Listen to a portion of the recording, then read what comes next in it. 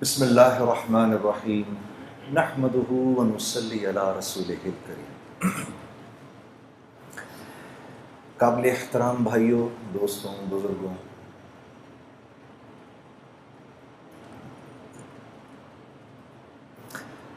ہر چیز اپنی قیمت اس وقت رکھتی ہے جب وہ اپنے مقصد پر ہو، اور جب مقصد سے ہٹ جاتی ہے تو بے قیمت ہو جاتی ہے۔ اس مسجد کے اندر یہ جو پنکھے ہیں یہ ہمیں ہوا دینے کے لیے ہیں۔ یہ جب تک ہمیں ہوا دیتے رہیں گے ہم ان کی صفائی بھی کرتے رہیں گے، اور یہ مسجد کی زینت بھی بنے رہیں گے۔ یہ لائٹیں جب تک روشنی دیتی رہیں گی تو یہ صاف بھی کی جائیں گی، اور مسجد جو کہ خدا کا گھر ہے اس کا حصہ بھی بنی رہیں گی۔ لیکن جس دن یہ ہمیں ہوا دینا بند کر دیں گے، یہ یہاں سے اتار کے باہر پھینک دیے جائیں گے، اور ان کی قیمت کباڑیا لگائے گا اور یہ بے قیمت ہو جائیں گے۔ انسان کے بھی دنیا میں بھیجے جانے کا ایک مقصد ہے، یہ بے مقصد نہیں بھیجا گیا، اور اس مقصد کو اللہ رب العزت نے خود ہی بیان فرما دیا، اور فرمایا دیکھو وَمَا خَلَقْتُ الْجِنَّ وَالْإِنسَ إِلَّا لا الہ الا، نہیں کوئی معبود سوائے اللہ کے ہو ہی نہیں سکتا۔ بالکل اسی طریقے سے وَمَا خَلَقْتُ الْجِنَّ وَالْإِنسَ إِلَّا لِيَعْبُدُونَ، میرے بندے ہم نے تمہیں بنایا ہی نہیں کسی اور مقصد کے، ایک ہی مقصد ہے دنیا میں بھیجے جانے کا کہ تم ہمارے بن کے رہو، جو ہم کہیں اس کو پورا کرو، جو ہم کہیں وہ تمہاری زندگی کا مقصد ہو۔ اے اللہ من چاہی نہیں چلے گی، رب چاہی چلے گی۔ تو یہاں دنیا میں انسان صرف اس لیے بھیجا گیا ہے کہ یہ اللہ کی مان کے زندگی گزارے۔ دراصل اللہ کی منشا تو کچھ اور ہے، منشا تو اس سے بھی آگے کی ہے۔ میرے نبی آپ فرما دیجئے ان صلاتی و نسکی و محیای و مماتی للہ رب العالمین، منشا تو یہ ہے۔ آپ ان سے کہہ دیں کہ آپ کی نماز، آپ کی قربانی، آپ کی زندگی کا مقصد، آپ کا جینا مرنا صرف اللہ کے لیے ہے۔ اللہ کے نبی صلی اللہ علیہ وسلم کو تو دراصل یہ بات بتانے کی ضرورت بھی نہیں، کہ اللہ کے نبی تو یہ بات جانتے ہیں، لیکن آپ کے ذریعے آپ کی امت کو یہ بتانا مقصود تھا کہ یہ دنیا میں آئے کیوں ہیں، یہ دنیا میں بھیجے جانے کا مقصد ہے۔ یہ پوری کائنات ہے جو ہم اپنے ارد گرد دیکھتے ہیں میرے عزیز دوستو، یہ پوری کی پوری کائنات اللہ نے انسان کے لیے بنائی ہے۔ اس کائنات میں سے انسان کو نکال دیں تو یہ کائنات پھیکی پڑ جاتی ہے، اس کا کوئی مقصد نہیں، کیونکہ اللہ رب العزت نے انسان کو اس دنیا میں بھیجنے کے بعد انسان کو وہ دو اختیارات دیے جو انسان کے علاوہ اللہ نے کسی کو نہیں دیے، اور ان دو اختیارات کا تعلق بھی اللہ کی ذات سے براہ راست ہے، اور وہ یہ کہ اللہ نے انسان کو یہ عقل اور علم دیا کہ انسان اپنا استعمال بھی جانتا ہے اور اپنے ارد گرد کی چیزوں کا استعمال بھی جانتا ہے۔ یہ جو بکری آپ دیکھتے ہیں، اس بکری کو نہیں پتا میرا کیا استعمال ہے، یہ نہیں جانتی، نہ اس کو یہ پتا ہے کہ مرغی کا کیا استعمال ہے۔ یہ جو گھوڑا آپ دیکھ رہے ہیں یہ اپنا استعمال نہیں جانتا، نہ یہ اونٹ کا استعمال جانتا ہے۔ اتنی بڑی ویل مچھلی یہ اپنا استعمال نہیں جانتی، نہ یہ ارد گرد کی چیزوں کا استعمال جانتی ہے۔ یہ سورج جو آپ دیکھ رہے ہیں کتنی بڑی مخلوق ہے، یہ اپنا استعمال نہیں جانتا، نہ ارد گرد کی چیزوں کا استعمال جانتا ہے۔ انسان کے علاوہ اس کائنات کی ہر مخلوق اللہ کے حکم میں پوری کی پوری جکڑی ہوئی ہے۔ انسان کو یہ تھوڑا سا اختیار دیا ہے، یوں تو انسان بھی پورا کا پورا اللہ کے حکم میں جکڑا ہوا ہے۔ نہ یہ اپنی مرضی سے آیا، نہ یہ اپنی مرضی سے یہاں رہ رہا ہے، نہ یہ اپنی مرضی سے یہاں سے جائے گا۔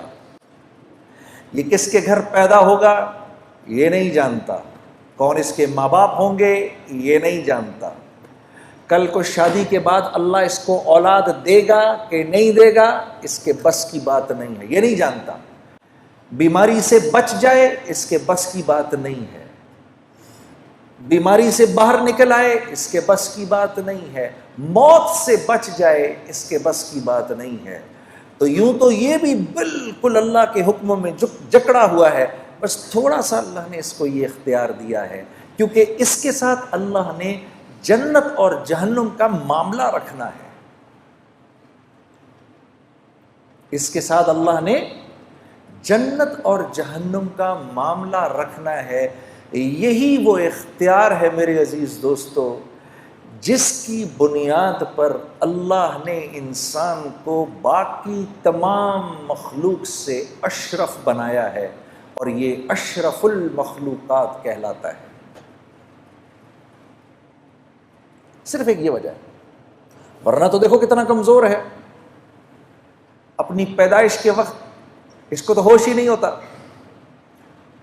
اس کے برعکس مچھلی کا بچہ انڈے سے نکلتا ہے فوراً تیرنا شروع کر دیتا ہے، مرغی کا بچہ انڈے سے نکلتا ہے چلنا شروع کر دیتا ہے، بکری کا بچہ تھوڑی دیر میں کھڑا ہو جاتا ہے۔ یہ تو 6 سال تک ہوش پہ نہیں آتا۔ جسم کا ایک ہلکا سا درجہ حرارت بڑھ جائے تو بیمار پڑ جاتا ہے، ذرا سا کم ہو جائے تو بیمار پڑ جاتا ہے، تھوڑی سردی زیادہ ہو جائے تو بیمار پڑ جاتا ہے، تھوڑی گرمی زیادہ ہو جائے تو تکلیف میں آ جاتا ہے۔ یہ تو بہت کمزور ہے، لیکن اللہ نے یہ جو اس کو اختیار دیا ہے یہ اس کے باقی تمام اللہ کی مخلوق پر اس کو منفرد کرتی ہے۔ پھر اللہ نے فرمایا فَأَلْهَمَهَا فُجُورَهَا وَتَقْوَاهَا، میرے بندے اس بات کو ذہن میں رکھنا کہ تیرے اوپر ہم نے اس بات کو الہام کیا ہے کہ تو صحیح اور غلط کے فرق کو سمجھتا ہے۔ یہ نہیں کہہ سکتے ہم اللہ کو ہمیں پتہ نہیں۔ کچھ چیزیں ایسی ہیں جو انسان جانتا ہے۔ جھوٹ ہر معاشرے میں برا سمجھا جاتا ہے، وہ مسلمانوں کا معاشرہ ہو یا غیر مسلموں کا معاشرہ ہو، جھوٹ ہر جگہ برا سمجھا جاتا ہے، بےایمانی ہر جگہ بری سمجھی جاتی ہے، خیانت ہر جگہ بری سمجھی جاتی ہے، ظلم ہر جگہ برا سمجھا جاتا ہے، قتل و غارت ہر جگہ برا سمجھا جاتا ہے۔ بالکل اسی طریقے سے ہر معاشرے میں سچ پسند کیا جاتا ہے، امانت داری کا مول ہے ہر معاشرے کے اندر، امن و امان ہر معاشرے کی چاہت اور پسند ہے، رحم دلی ہر معاشرے میں پسند کی جاتی ہے۔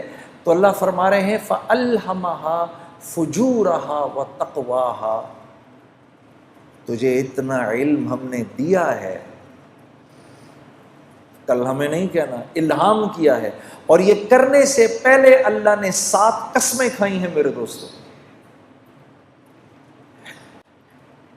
اللہ کو تو قسم کھانے کی ضرورت نہیں ہے، لیکن کیونکہ اللہ اپنے بندے کی فطرت کو پہچانتے ہیں، قسم کھائی ہے، 7 قسمیں کھائی ہیں، زمانے کی اور وقت کی قسم کھائی ہے، کیونکہ اللہ جانتے ہیں میرا بندہ وقت کی اس کے ہاں قیمت ہے۔ ہم نہیں کہتے میرے پاس وقت نہیں ہے، تو اللہ جانتے ہیں کہ وقت کی اس کے ہاں قیمت ہے، تو قسم کھائے وَالشَّمْسِ وَضُحَاهَا وَالْقَمَرِ إِذَا تَلَاهَا وَالنَّهَارِ إِذَا جَلَّاهَا وَاللَّيْلِ إِذَا يَغْشَاهَا وَالسَّمَاءِ وَمَا بَنَاهَا وَالْأَرْضِ وَمَا طَحَاهَا۔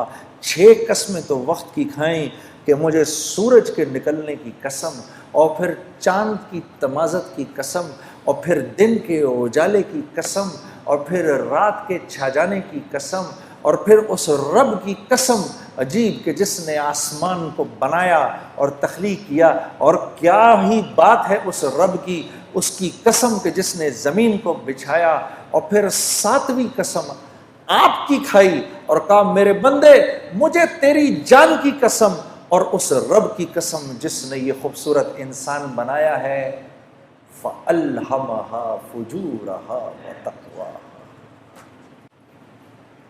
جو اختیار تجھے دیا ہے وہ کسی کو نہیں دیا۔ لو انزلنا هذا القرآن على جبل لرأيته خاشعا متصدعا من خشية الله۔ جب ہم نے اس قرآن کو پہاڑ پر اتارنے کی کوشش کی، کتنی مضبوط چیز ہے،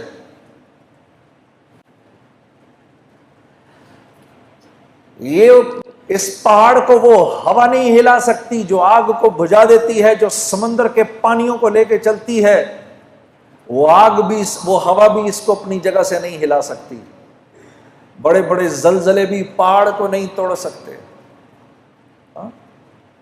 اس پہاڑ نے اللہ سے کہا یا اللہ یہ قرآن میرے اوپر نہیں اتارنا، میں تیرے حکم نہیں پورا کر سکتا کیونکہ میں تو تیرے حکم میں جکڑا ہوا ہوں۔ انسان نے کہا اے اللہ ہم پر اتار، ہم تیرے حکموں کو پورا کریں گے۔ تو یہ ذمہ داری لیے بیٹھے ہیں میں اور آپ۔ قد افلح من زکاہا، اللہ فرما رہے ہیں میرے بندے اگر تو نے اپنے نفس کو، اگر تو نے اپنی خواہشات کو میرے حکموں کے تابع کر دیا تو تو کامیاب ہو جائے گا، کیونکہ یاد رکھ نفس پر تو چلنے کے لیے نہیں ہے، نفس پر جانور چل سکتا ہے، کیونکہ جانور کو تو ہم نے کوئی اختیار دیا ہی نہیں، وہ تو اچھائی اور برائی کو نہیں سمجھتا۔ کتے کو کل اللہ پکڑ کر جہنم میں نہیں ڈالے گا کہ تو نے فلاں کی ٹانگ کیوں پکڑی، وہ کہے گا یا اللہ تو نے مجھے جس فطرت پر پیدا کیا میں نے پوری زندگی اس فطرت پر گزار دی، میں نے اسی فطرت پر زندگی گزاری۔ سانپ کو اللہ جہنم میں نہیں ڈالے گا کہ تو نے کیوں کاٹا فلاں کو، وہ کہے گا اللہ یہ تو نے بات میری فطرت میں ڈالی تھی اور میں بالکل پورا کا پورا تیرے حکموں پر چلا ہوں۔ شیر کہے گا اے اللہ میں نے کبھی گھاس نہیں کھائی، میں نے کبھی پھل نہیں کھائے، وہ تو نے انسانوں کے لیے بنائے تھے، میں نے کبھی سبزیوں پر منہ نہیں مارا کیونکہ وہ میرے لیے تھا ہی نہیں، میری تو جو تو نے فطرت بنائی میں اسی فطرت پر چلا۔ بکری اللہ سے، گھوڑا اللہ سے، اونٹ اللہ سے کہے گا یا اللہ ہم نے کبھی گوشت کو منہ نہیں لگایا، جو تو نے گھاس پھوس ہمارے لیے بنائی ہم نے وہی کھائی۔ یہ میرے اور آپ کا معاملہ ہے میرے دوستو، ہم اپنی مرضی پر نہیں چل سکتے۔ یہ وہ بات ہے جو میں آپ کو بتانے آیا ہوں، کیونکہ آپ کا ایک مقام ہے، آپ اشرف المخلوقات ہیں، آپ اپنے نفس پر نہیں چل سکتے۔ اگر نفس کہہ رہا ہے کہ سوتا رہے فجر گزرتی ہے تو گزرے، یہ آپ نہیں کر سکتے۔ چلو ایک سیکنڈ کے لیے صرف سمجھانے کے لیے ہم آخرت کی نہیں دنیا کی بات کرتے ہیں، سمجھانے کے لیے۔ جب آخرت سمجھانے لگو تو پھر کیا اگلا کہتا ہے ارے مولانا یہاں کا بتائیے کون جیتا ہے تیری زلف کے سر ہونے تک، آخرت تو جب آئے گی تب آئے گی، دیکھا جائے گا۔ ابھی یہ بتائیں میں دنیا میں خوبصورت زندگی کیسے گزاروں؟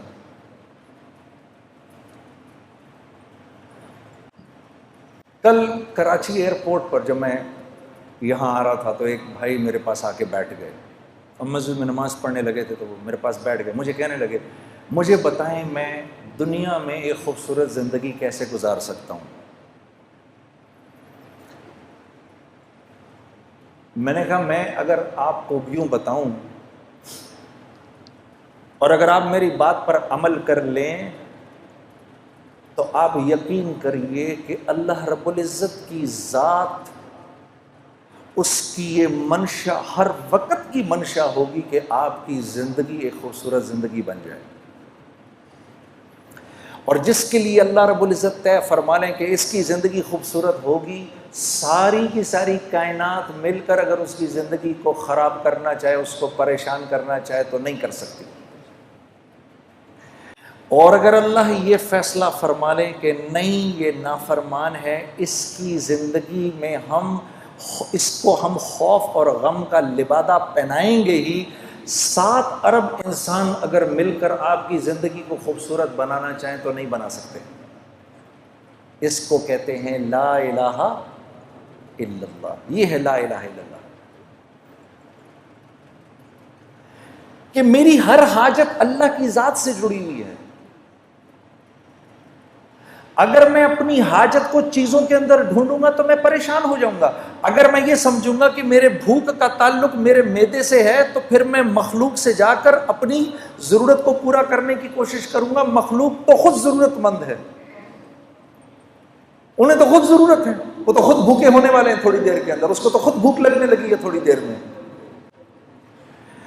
میرے دوستو، بھوک آتی ہے اللہ کے بھوک کے خزانوں سے، اس کا تعلق معدے سے نہیں ہے۔ آج تو یہ بات اتنی عجیب ہے کہ اس بات کو کرو بھی تو مسلمان کی اولاد بھی آپ کی شکل کو ایسے دیکھتی ہے کہ جیسے پتہ نہیں کون سی انوکھی بات کہہ رہا ہوں میں، لیکن یہ سچ ہے، یہ اللہ کی سنت ہے، اس نے کبھی تبدیل نہیں ہونا۔ میرے بندے، وَفِي السَّمَاءِ رِزْقُكُمْ وَمَا تُوعَدُونَ، جو رزق تو اپنا دنیا میں ڈھونڈ رہا ہے اس کا تعلق زمین و آسمان سے، ساری کائنات سے نہیں ہے، یہ تو ہم آسمان سے اتارتے ہیں تیرے لیے، پھر تو جھوٹ کیوں بولتا ہے؟ اب وہ مجھے نوجوان کہہ رہا مجھے بتائیں میں کیا کروں۔ میں نے کہا بھائی دیکھو،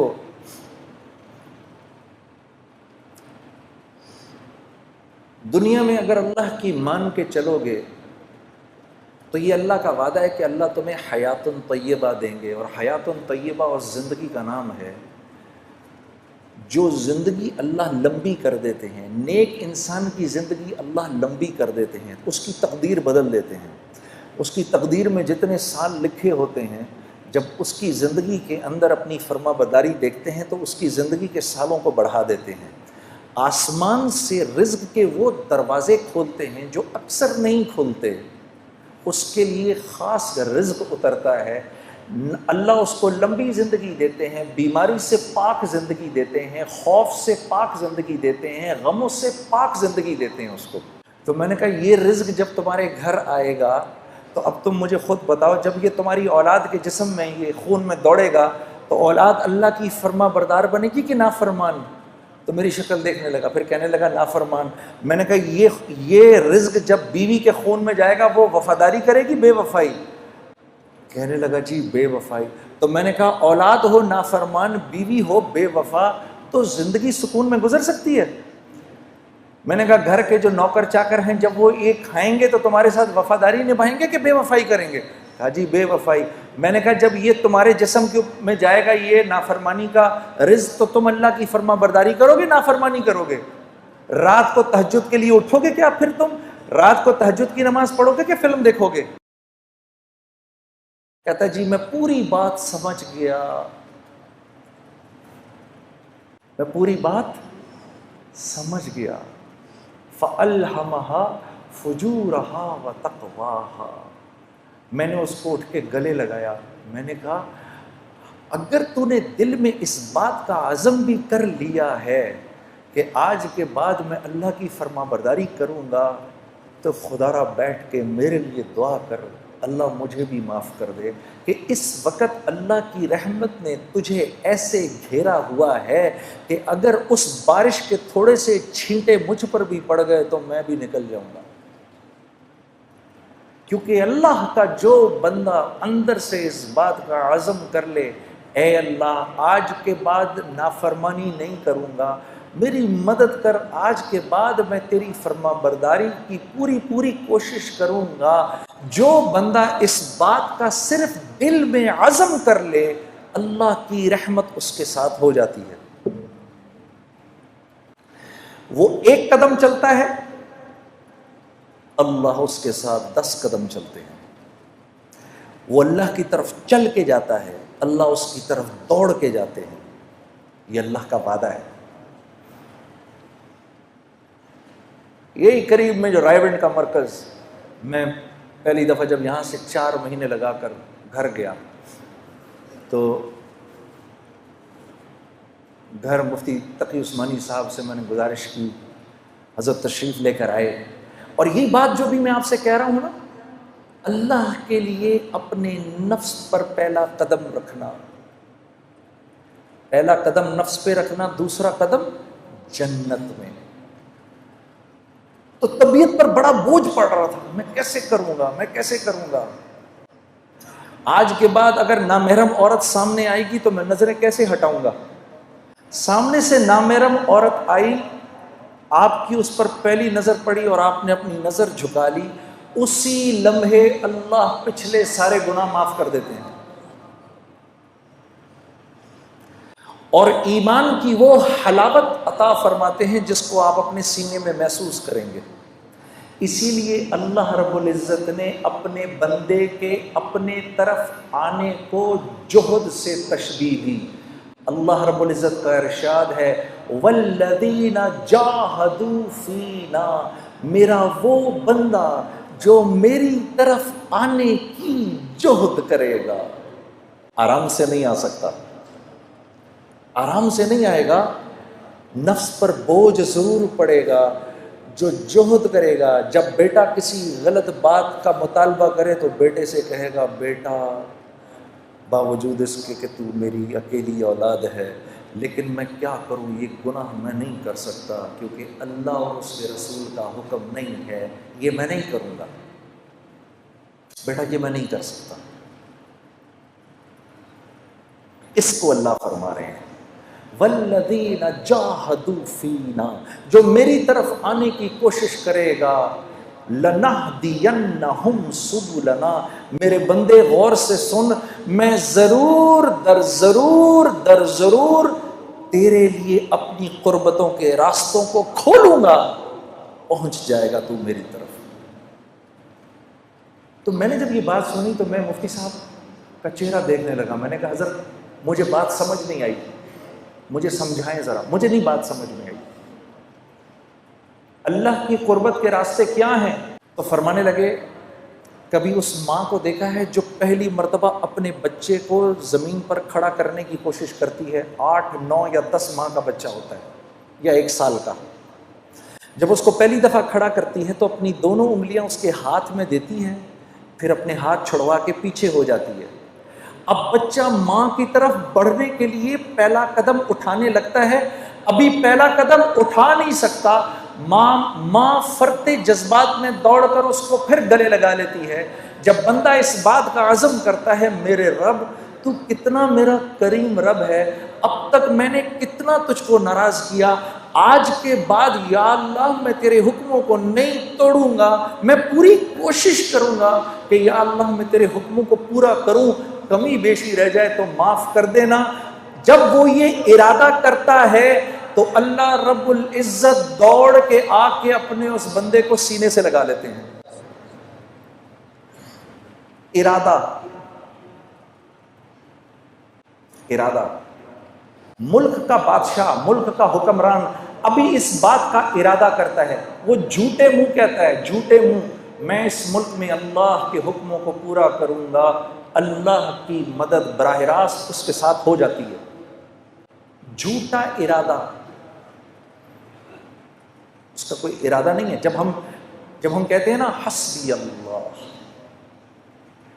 سوچے سمجھے بغیر ہم کہیں نا حسبی اللہ، بس اللہ میرے لیے کافی ہے، اللہ کافی ہو جاتا ہے. حسبی اللہ لا الہ الا هو علیہ توکلت وہو رب العرش العظیم. میرے دوستو یہ وہ دعا ہے جو دن میں اگر کوئی 7 مرتبہ شروع میں اور 7 مرتبہ شام میں اس دعا کو پڑھ لے پورے دن کے لیے، اور یہ وہ واحد دعا ہے جس کے بارے میں اللہ کے نبی نے فرمایا یہ میرا کوئی امتی اگر دھیان کے بغیر بھی پڑھے گا اللہ سارا دن اس کے ساتھ ہو جائیں گے. حسبی اللہ، میرا اللہ میرے ساتھ ہے. کبھی اکیلے میں بیٹھنا اللہ سے اپنے گناہوں کی معافی مانگ کے پھر تھوڑی دیر میں دل کو ایک تسکین ہوگی، 2 آنسو نکلیں گے، سمجھ جانا اللہ نے خوش ہو کے معاف کر دیا۔ پھر کہنا آنکھیں بند کر کے حسبی اللہ، پھر یاد کرنا کہ بھائی نے کہا تھا یہ بات، ساری دنیا کا مزہ ایک طرف، یہ جو 2 بول تم بولو گے حسبی اللہ، اللہ ایسا سکون دل میں دیں گے کہ تم کہو گے دنیا کی دولت بھی اس کے آگے ہیچ ہے۔ حسبی اللہ۔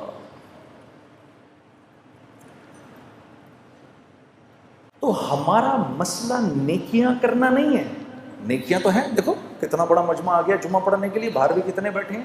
ہمارا مسئلہ نیکیاں کرنا نہیں ہے، ہمارا مسئلہ برائی سے بچنا ہے۔ برائی سے نہیں بچا جاتا۔ برائی سے بچنے کا کیا مطلب ہے؟ کیا گناہ نہیں ہوں گے؟ نہیں، گناہ ہوں گے۔ برائی سے متقی کون ہے؟ وہ جو گناہ نہیں کرتا؟ نہیں، متقی تو وہ ہے جو گناہ کرتا ہے فوراً معافی مانگ لیتا ہے، یہ متقی ہے۔ گناہ کیا معافی مانگ لو، اللہ مجھے معاف کر دے، معاف ہو گیا۔ پھر گناہ ہوا، یا اللہ مجھے معاف کر دے، پھر معاف ہو گیا، یا اللہ معاف کر دے۔ کرتے کرتے کرتے اللہ رب العزت ایک وقت آتا ہے، اللہ فرماتے ہیں میرے بندے چل دیکھتے ہیں کہ تو معافی مانگ کے تھکتا ہے یا ہم معاف کر کے تھکتے ہیں۔ تو معافی مانگ مانگ کے تھک جائے گا، ہم معاف کر کے نہیں تھکیں گے۔ یہ تو ہم اللہ کو پہچانتے نہیں۔ آپ دیکھو، یہ اسکول میں تو سبھی گئے ہیں، 8 بجے کا ٹائم، بھائی 8 بجے اسکول میں جانا ہے، 8 بجے نہیں پہنچو گے تو کیا ہو جائے گا؟ گیٹ بند ہو جائیں گے۔ اس کے بعد گھسنے دیں گے اندر؟ نہیں گھسنے دیں گے، چلو بھائی باہر نکلو ادھر سے، گھر جاؤ۔ اب ادھر مؤذن اذان دیتا ہے، اللہ اکبر اللہ اکبر، اس رب سے بڑا کوئی نہیں ہے، یہی سب سے بڑا ہے۔ اذان ہو گئی، اذان کے بعد اللہ رب العزت کا حکم آنا چاہیے تھا، چلو بھائی بند کرو، مسجد کو بند کرو، اب کوئی مسجد میں نہیں داخل ہوگا۔ تو مؤذن سے کہا رک جاؤ رک جاؤ، ابھی تو میرے بندوں نے اذان سنی ہے، انہیں 15-20 منٹ تو دو، ابھی میرے بندے کاموں میں لگیں، ابھی آئیں گے، میرے بندے ابھی آئیں گے۔ مسجدوں کے دروازے کھول دو، کیونکہ مسجد میری رحمت کی جگہ ہے، میرا گھر ہے، ابھی میرے بندے آئیں گے، کوئی بات نہیں اگر تھوڑی دیر ہو گئی تو، ابھی تو یہ آئیں گے۔ 15-20 منٹ کے بعد نماز کھڑی ہوئی، اللہ اکبر قد قامت الصلاۃ قد قامت الصلاۃ، نماز کھڑی ہونے لگی ہے، نماز کھڑی ہونے لگی ہے۔ اب تو کہہ دینا چاہیے تھا اللہ کو، مؤذن کو، چلو جاؤ اب جا کر گیٹ پر تالے لگا دو، ہونا چاہیے تھا۔ بھائی سمجھ میں آنے والی بات ہے نا، 8 بجے اسکول بند ہو گیا، اب نہیں آ سکتا کوئی اندر، تو اللہ کو بھی تو، اللہ تو اسکول سے بڑا ہی ہے، لیکن نہیں، تالے نہیں لگانا، کوئی بات نہیں، تمہاری نماز کھڑی ہو گئی، پیچھے سے میرے بندے آ رہے ہیں، کھول کے رکھو۔ اتنے میں جناب بھائی پہنچے، اللہ اکبر، مولانا نے پڑھنا شروع کیا، الحمدللہ رب العالمین الرحمن الرحیم۔ بھائی پہنچ گئے، یا اللہ میں کیا کروں؟ چپ کر کے کھڑا ہو جائے اس کے پیچھے، یا اللہ میری تکبیر اولیٰ مل جائے گی، مل گئی۔ رکوع کے اندر جانے لگے، رکوع میں چلے گئے، پیچھے سے دوسرے بھائی دوڑے ہوئے آئے، یا اللہ میں کیا کروں؟ چپ کر کے کھڑا ہو جا، یا اللہ میری نماز، چپ کر جا، کھڑا ہو جا، نماز مل گئی۔ 2 رکعت گزری، تیسرے بھائی آئے، یا اللہ کیا کروں؟ چپ کر کے کھڑا ہو جا، تیری بھی نماز ہو گئی۔ تیسری چوتھی رکعت کے اندر لوگ بیٹھے ہوئے ہیں، میں دوڑا دوڑا پہنچا، یا اللہ میں کیا کروں؟ چپ کر کے کھڑا ہو جا، بیٹھ جا، اتحیات پڑھ لے، اور سلام پھیرنے کے بعد جتنی جتنی تمہاری رکعتیں رہ گئی ہیں کھڑی ہو کے پوری کر لو، میں نماز قبول کر لوں گا۔ اتنے میں یہ ایک بھائی بھاگے ہوئے آئے، جب سلام پھیرا، یا اللہ میری نماز رہ گئی، تو میرے نبی کا ارشاد ہے کوئی نماز کے ارادے سے مسجد آئے اور اس کی جماعت چھٹ جائے، اللہ اس کو پوری پوری جماعت کا اجر دیتا ہے۔ ایسا اللہ ہے میرا آپ کا۔ شیطان کو 2 دفعہ اپنے آپ کو دھوکہ دینے مت دو۔ پہلی دفعہ اس نے دھوکہ دیا گناہ کرا کر، اب وہ دوسرا دھوکہ دے گا توبہ کرنے کا کیا فائدہ ہے، تیری توبہ قبول تھوڑی ہونی ہے۔ اس کو بولو اے بدبخت، جب تجھ کو اللہ نے نکالا تھا جنت سے، تو نے 10 دعائیں مانگی، اللہ نے ساری پوری کی، تو میں تو اس کا فرما بردار ہوں، میں تو کلمہ گو ہوں، اگر میں مان پڑوں گا تو میری نہیں مانے گا۔ میرے عزیز دوستو، جب آپ اپنے گناہ کی توبہ کرتے ہیں تو آپ کو پتہ ہے کیا ہوتا ہے؟ جب ہم توبہ کرتے ہیں اللہ اس گناہ کو معاف کر کے نیکی میں بدل کے آخرت کا توشہ بنا دیتا ہے، اور آپ ایسے ہو جاتے ہیں جیسے آپ نے اس گناہ کو کیا ہی نہیں۔ یہ تو ہماری بدقسمتی ہے، ہم اپنے آپ کو اللہ سے دور کیا ہوا ہے۔ یہ وجہ ہے میرے دوستو، جب ہم دعا کرتے ہیں تو دعا نہیں قبول ہوتی، کہ ہماری طبیعتوں سے اللہ سے دوستی لگانا ختم ہو گئی۔ موسیٰ علیہ السلام کے دور میں زوردار قسم کا قحط پڑا، آپ نے سب کو جمع کیا، جمع کر کے آپ میدان میں لے گئے، وہاں آپ نے جا کے جب دعا شروع کی تو لو اور تیز ہو گئی۔ آپ نے کہا یا اللہ میں تو دعا کر رہا ہوں، یہ کیا معاملہ ہے؟ کہا اس مجمع میں ایک آدمی ایسا ہے کہ پچھلے 40 سال سے اس کی ایک نیکی بھی میرے پاس نہیں آئی، اس کے گناہوں کی نحوست ایسی ہے کہ آپ کی دعا بھی قبول نہیں ہو سکتی۔ تو آپ مجمع کی طرف مڑے اور مجمع سے کہا بھائی وہ کون ہے، باہر نکل جائے۔ اب وہ جو گناہگار تھا وہ تو نظریں نیچے کی کھڑا ہوا تھا، اس نے دائیں دیکھا یہاں سے شاید کوئی نکلے، بائیں دیکھا یہاں سے کوئی نکلے۔ جب تھوڑی دیر ہوئی تو اپنی عزت بچانے کے لیے اس نے کہا یا اللہ اتنے سال میں نے تیری نافرمانی کی، تو نے کسی کو پتہ نہیں چلنے دیا، اب اتنی دیر ہو گئی ہے، تو ایسا نہ ہو کہ تو اپنے نبی کو بتا دے کہ وہ کون ہے، تو میں کتنا ذلیل ہوں گا۔ یا اللہ میں تجھ سے معافی مانگتا ہوں، تو مجھے معاف کر دے۔ ابھی وہ نیچے اللہ سے مناجات کر رہا ہے، اس کو پتہ نہیں، اپنی عزت بچانے کے لیے وہ مناجات کر رہا ہے۔ اوپر کالے بادل آنا شروع ہو گئے، اور اسی دوران موسیٰ علیہ السلام انتظار کر رہے ہیں تو دھڑا دھڑ اوپر سے بارش شروع ہو گئی۔ کہا یا اللہ یہ کیا ماجرا ہوا؟ کہ میرے نبی میرے بندے نے مجھ سے صلح کر لی، میں نے اس کو معاف کر دیا۔ یا اللہ یہ کون ہے؟ کہا موسیٰ جب نافرمان تھا 40 سال کا، میں نے کسی کو پتہ نہیں چلنے دیا، اب تو وہ میرا ولی بن چکا ہے، میں کیسے بتا دوں وہ کون تھا؟ میرے دوستو آج امت اللہ سے دور ہوئی بیٹھی ہے، کیونکہ اللہ سے دور ہوئی بھی ہے، اپنی ہر مشکل کا حل اس کو اللہ کے غیر میں نظر آتا ہے۔ میں یہ بات ہاتھ جوڑ کے آپ نوجوانوں کے سامنے عرض کرنے آیا ہوں کہ آج کیونکہ ہم اللہ سے دور ہو گئے ہیں اپنے گناہوں کی وجہ سے، تو اللہ رب العزت سے جو حسن ظن ہے وہ بھی ختم ہو گیا ہے۔ اب جب کوئی ضرورت آتی ہے تو خیال اللہ کی طرف جاتا نہیں کہ میں تو اس کی کرتا ہوں نافرمانی، ارے نہیں، میرے گناہوں کی کیا حیثیت ہے اس کی رحمت کے سمندر کے آگے؟ یہ راوی کے دریا میں اپنی ہم اگر 100 قمیضیں لے جائیں اور صاف کر لیں تو راوی کتنا گندا ہو جائے گا؟ ارے 1000 قمیضیں لے جاؤ، 1,00,000 قمیضیں لے جاؤ، 1 کروڑ قمیضیں لے جاؤ، جاؤ جا کے راوی کے اندر دھو، راوی نے کیا گندا ہونا ہے؟ تو یہ تو دنیا کا ایک بہتا ایک عام دریا ہے، اللہ کی رحمت کا جوش مارتا دریا، اس کے سامنے ہمارے گناہوں کی کیا قیمت ہے؟ کچھ بھی نہیں۔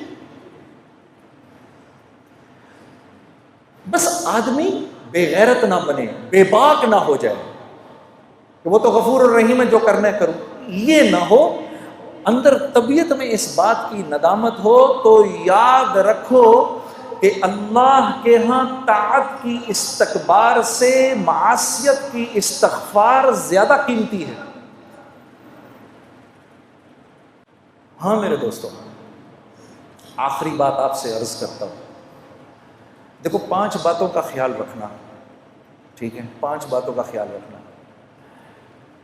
یہ اللہ کے نبی صلی اللہ علیہ وسلم کے سامنے مہاجرین کی جماعت بیٹھی ہوئی تھی، اور یہ مہاجرین کی جماعت کون ہے؟ یہ سابقون الاولون تھے سارے، سیدنا ابو بکر صدیق، سیدنا عمر، سیدنا عثمان، سیدنا علی، طلحہ، زبیر، عبد الرحمن بن عوف، سعد بن ابی وقاص، سعید بن زید، رضوان اللہ علیہم اجمعین، یہ لوگ بیٹھے ہوئے تھے، مسلمانوں کے اس وقت کے سابقون الاولون، جن کی قربانیاں جو تھیں اور جن کو اللہ نے دنیا میں ہی جنت کی بشارتیں دے دی تھیں، تو یہ بیٹھے ہوئے تھے آپ کے سامنے۔ تو آپ نے فرمایا اے مہاجرین کی جماعت، 5 چیزیں ایسی ہیں اور میں اللہ کی پناہ مانگتا ہوں کہ یہ 5 چیزیں تم لوگوں میں آئیں۔ ذرا غور سے سننا میری اس بات کو۔ پھر آپ نے فرمایا جس قوم میں بے حیائی عام ہو جاتی ہے، لوگ بے حیا ہو جاتے ہیں، اللہ اس قوم پر ایسے امراض بھیجتا ہے کہ جس کا پچھلوں نے کبھی سنا بھی نہیں ہوتا۔ اللہ ان میں ایسی اموات بھیجتا ہے کہ جس کا پچھلوں نے کبھی سنا نہیں ہوتا۔ نمبر 1۔ نمبر 2، پھر آپ نے فرمایا کہ جس قوم میں تاجر بے ایمان ہو جائے، ناپ تول میں کمی شروع کر دے، اور میں یہ عرض کرتا ہوں کہ جس قوم کا غریب ٹھیلے والا بھی اگر لوگوں کو دھوکہ دینا شروع کر دے، 4 اچھے مالٹے اٹھائے، 8 گندے سڑے اٹھائے، جس قوم کا جو قوم ناپ تول میں بے ایمانی شروع کر دے، معاملات میں بے ایمانی شروع کر دے، اللہ ان کے اوپر ایک ایسا ظالم بادشاہ مسلط کرتے ہیں جو نہ ان کے بڑوں پر رحم کھاتا ہے، نہ ان کے بچوں سے شفقت کرتا ہے۔ دوسری بات ہو گئی۔ تیسری بات، پھر آپ نے فرمایا جس قوم کے لوگ زکوٰۃ کو تاوان سمجھتے ہیں، ان پر رزق تنگ کر دیا جاتا ہے، رزق تنگ کر دیا جاتا ہے کہ آسمان سے ایک قطرہ بھی نہ برسے اگر زمین پر بے زبان جانور نہ ہو تو۔ 3 باتیں۔ چوتھی بات، آپ نے فرمایا جو بات بات پہ جھوٹ بولتے ہیں، چکر دیتے ہیں اور اپنے وعدوں سے پھر جاتے ہیں۔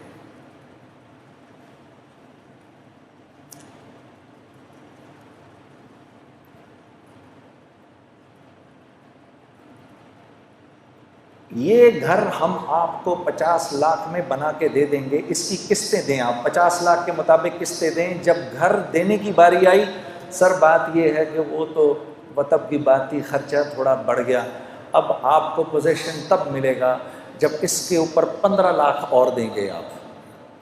کیوں؟ کیونکہ اب اس گھر کی قیمت مل رہی ہے 70 لاکھ، ہم تو سر اس کے تو 70 مل رہے ہیں اس وقت، ہم تو پھر 5 چھوڑ رہے ہیں آپ کو۔ اف، یہ میرا آنکھوں دیکھا حال ہے۔ وعدہ خلافی، وعدہ خلافی، وعدہ خلافی۔ کبھی یہ بھی تو کر کے دیکھو جنید صاحب، یہ میں کیونکہ آپ کو ایگری کر گیا تھا، پہلے آپ کو زبان دے گیا تھا، 25,000 روپے مہینے پہ میں اس جگہ کی آپ کو زبان دے گیا تھا، بعد میں میرے پاس آیا ایک آدمی مجھے 28 دے رہا تھا، لیکن مجھے اللہ سے حیا آئی کہ میں آپ کو زبان دے چکا ہوں، میں آپ ہی کو دوں گا، یہ 25,000 میں یہ چابی آپ کے ہاتھ میں ہے۔ ارے میرے دوستو، ہم کوانٹٹی نہیں دیکھتے، ہم کوالٹی دیکھتے ہیں، کیونکہ اللہ پوچھے گا مال کہاں سے کمایا، کہاں خرچ کیا۔ لا الہ الا اللہ۔ ہم کوانٹٹی نہیں دیکھتے، ہم کوالٹی دیکھتے ہیں۔ جو زبان سے پھر جائے گا،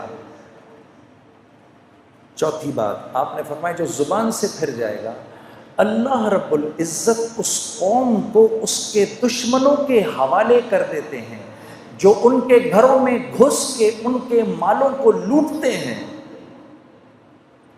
4 باتیں ہو گئی۔ 5ویں بات،